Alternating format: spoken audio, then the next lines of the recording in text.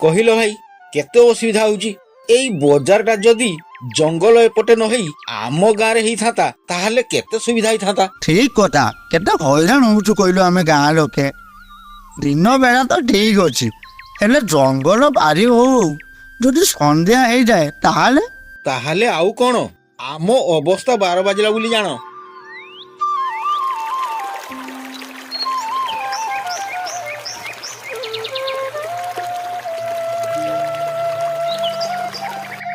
सहर ठारो किछि दूर रे गोटे जंगल थिला और जंगल आर पटे गोटे गाँ थिला।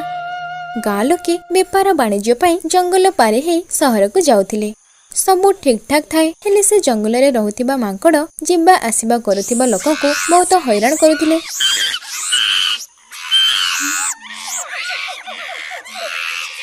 अरे अरे अरे गला मनीष दुष्ट मांकड़ हाबुड़े पड़गला।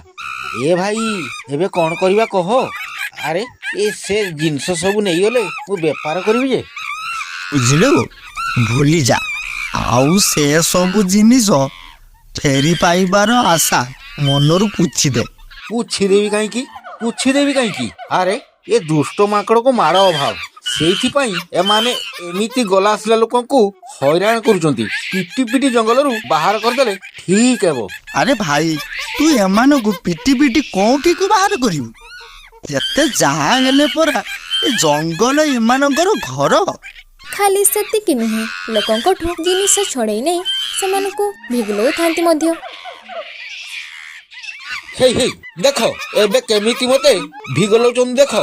हे हे दे दे से तरबुज मोर तळखु पका बदमाश कोठी खार।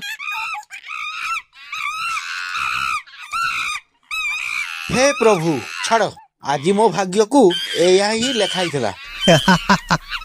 कौन है ला अरे मु तो सही कथा प्रथम कहूली। एमिति गाँ लोक निज जिनिस हरैबा परे असहाय हेई घर को फेरी जाती। दिन को दिन मांकड़ माने लोकन को हैरान करबा सह अन्य समय रे निज निज भितरे खेलकूद भी बढ़ी चली थाए। टोपी टोपी नब टोपी नाली नेली सबुज टोपी सुलभ मूल्य मिलुची छोट पिलाठू बड़ लोक जाए समस्तंक पाई मन पसंदर हाथ तियारी टोपी टोपी नब टोपी। सुरेश से जंगल पाखरे थिबा गोटे छोटिया गाँर टोपी व्यवसायी से तार हाथ तैयारी टोपी गाँ गाँ बुली बिक्री करे। अरे बाबा तुम्हें नाली टोपी काई नौच ए नियो सबुज टोपी तुमको भल मानिब। अच्छा तुम्हें नाली टोपी नियो तुमको नाली टोपी भल लागिब। मौसा ए टोपी केते टंका? हाँ एई नाली टोपीटी मात्र 7 टंका पड़िबो। मते ए टोपी बहुत भल लागुची मु ए टोपी नेबी। हाँ हाँ काई कि नुह एइटा पिंधिले तुमको तो बहुत भल देखा जिवो। अरे एमिति रे ए सब हाथ तियारी टोपी ए सब पिंधिले आराम भी लागिबो। सुरेश एमिति गाँ गाँ बुली पिलाठू बुढ़ा जाए समस्त को टोपी बिक्री करुथाए और तापरे से तार घर को फेरुथाए। चलो आज पई जहा जेमिति बिक्री होबार थिला सब हेई गला।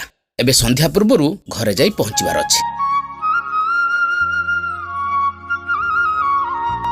एपटे गाँ लोके जंगल रे थिबा मांकड़र आतंक देखि से बाट दे जिबा आसीबा बंद करि देथिले और मांकड़ माने भी लोकन को हैरान करबाकू न पाए मन दुखरे थांती।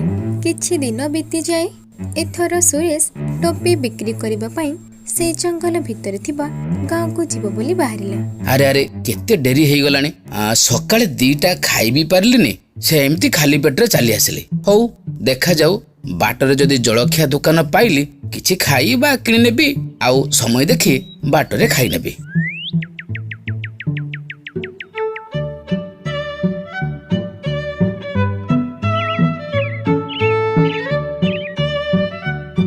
सुरेश किछि समय परे से जंगल पाखरे गोटे जलखिया दुकान पाखरे पहुंचिला। जा हो हेई हेई तो जलखिया दुकान भाई गोटे पाउरुटी देलो। ए निया और तुम्हें बोधे एपटे बेपार करने को नुआ आसीच मु तो कहीं केबे तुमको एपटे देखिनी। हाँ भाई मु एपटे ନୂଆ ବେପାର କରିବାକୁ ଆସିଛି। ଏଇ ଜଙ୍ଗଲ ଆରପଟ ଯୋଉ ଗାଁ ଅଛି ତା ବିଷୟରେ ବହୁତ ଶୁଣିଛି। ସେଥିପାଇଁ ଭାବିଲି ଆଜି ମୋ ହାତ ତିଆରି ଟୋପି ସେ ଗାଁକୁ ବିକ୍ରି କରିବାକୁ ଯିବି। ଖାଲି ସେଇ ଗାଁ ବିଷୟରେ ଶୁଣିଛ? ଖାଲି ସେଇ ଗାଁକୁ ଯିବା ବେଳେ ଯୋଉ ଜଙ୍ଗଲ ପଡ଼ିବ ତା ବିଷୟରେ ଶୁଣିନା? ନା, ସେମିତି କିଛି ତ ଶୁଣିନି କେବେ। ହଉ ହଉ ହଉ ଯାଅ ଯାଅ। ହେଲେ ଏସବୁ ଜିନିଷକୁ ସମ୍ଭାଳିକି, ନହେଲେ ତୁମକୁ ସେଠୁ ଖାଲି ହାତରେ ଫେରିବାକୁ ହବ। ସୁରେଶ ତାର ଝୋଡ଼ି ନେଇ ସେଠୁ ଚାଲିଲା ଆଉ ଜଙ୍ଗଲ ଭିତରକୁ ପଶିଲା।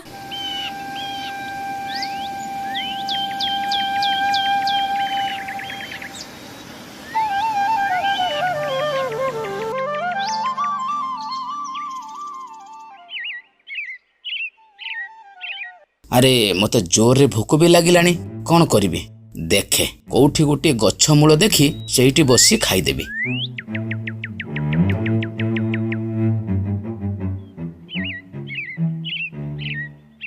ହଁ, ଏଇଠି ବସି ଖାଇଦେବି।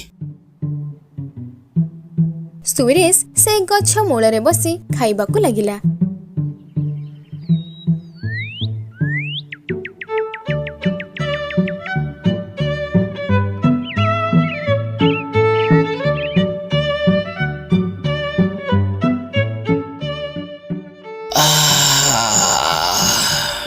ଥକା ଲାଗିଲାଣି। କିଛି ସମୟ ଏଇ ଗଛ ଛାଇରେ ବିଶ୍ରାମ ନେଇଲେ ଭଲ ହେବ। ସୁରେଶ ତା ଟୋପି ଝୋଡ଼ିକୁ ପାଖରେ ରଖି ଗଭୀର ନିଦରେ ଶୋଇଯାଏ।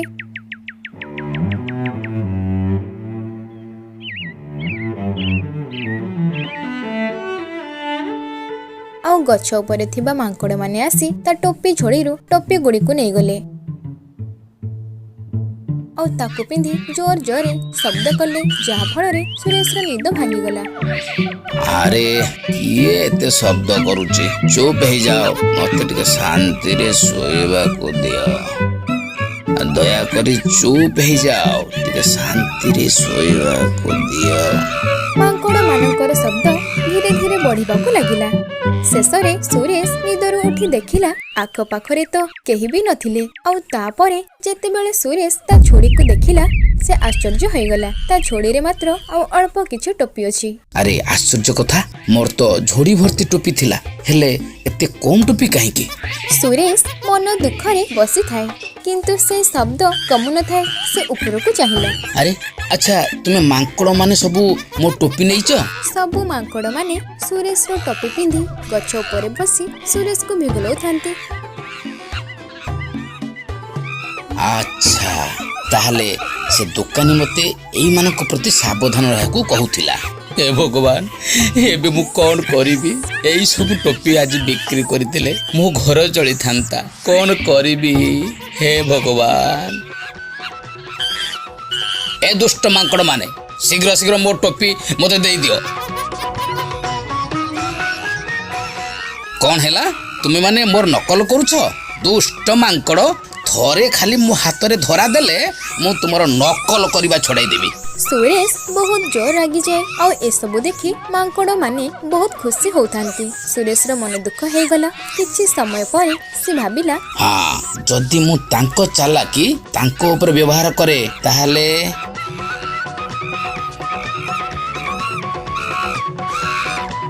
ସୁରେଶ ଏବେ ଗୋଟେ ଟୋପିକୁ ଝୋଡ଼ିରୁ ଉଠି ତାକୁ ପିନ୍ଧିଲା ଆଉ ତାକୁ କାଢ଼ି ତଳକୁ ପକେଇଦେଲା। ଆଉ ତାକୁ ଦେଖି ମାଙ୍କଡ଼ ମାନେ ମଧ୍ୟ ପିନ୍ଧିଥିବା ଟୋପିକୁ ସଙ୍ଗେ ସଙ୍ଗେ ତଳକୁ ପକେଇଦେଲେ।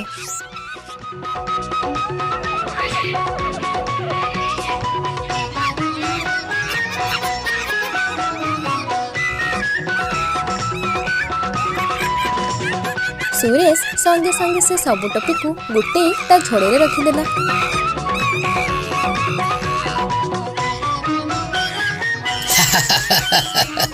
ମୂର୍ଖ ମାଙ୍କଡ଼ ମାନେ ମୋ ସହିତ ଚାଲାକି। ଠିକ୍ ଅଛି, ମୁଁ ଏବେ ଚାଲିଲି। ଏମିତି ସୁରେଶ ଶାନ୍ତ ରହି ଉପଯୁକ୍ତ ସମୟରେ ଉପଯୁକ୍ତ ବୁଦ୍ଧି ଲଗେଇ ତାର ସବୁ ଟୋପି ମାଙ୍କଡ଼ ମାନଙ୍କ କବଳରୁ ଫେରି ପାଇଲା।